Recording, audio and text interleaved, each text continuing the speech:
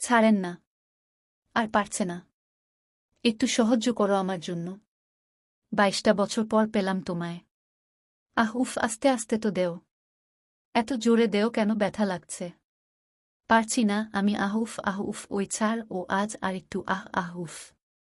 বন্ধুরা, চ্যানেল নতুন হলে সাবস্ক্রাইব করে পাশে থাকুন।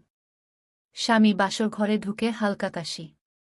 মার্টিন 20248709 স্বামী বাসর ঘরে ঢুকে হালকা কাশি দিলে নাকি স্ত্রী বিছানা থেকে নেমে স্বামীর কাছে এসে পায়ে ধরে সালাম করে। আমায় এমটাই বলেছে পাশের বাসার ভাবি। কিন্তু আমার ক্ষেত্রে হয়েছে অন্যরকম। আমি বাসর ঘরে ঢুকে হালকা কাশির শব্দ করলে আমার স্ত্রী শ্রাবণী ঘুমটা খুলে আমার দিকে তাকিয়ে বলল, কি বালের শাড়ি দিয়েছেন বিয়েতে?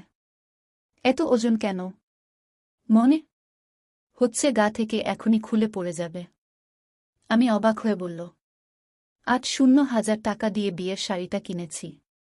এটা তোমার? চোখে খারাপ হয়ে গেল।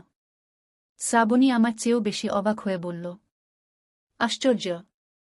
আমি খারাপ কখন বললাম? আমি নিচের দিকে তাকিয়ে বললাম, এই যে বললে বালের শাড়ি।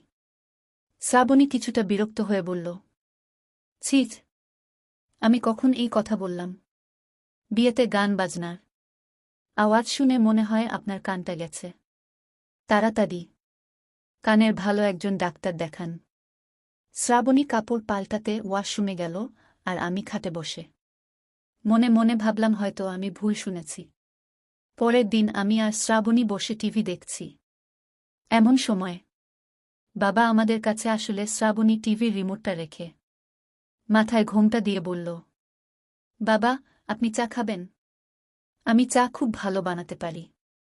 বাবা মুচকি হেসে বলল, তাহলে তো পরীক্ষা করে দেখতে হয়। শ্রাবণী বাবার জন্য চা বানাতে চলে গেল। কিছুক্ষণ পর চা বানিয়ে নিয়ে আসলো। চায়ের কাপটা যখন বাবার হাতে দিবে, বাবা তখন রিমোটটা রেখে শ্রাবণীকে বলল, রিমোট দেখছি কাজ করে না। শ্রাবণী তখন বলল,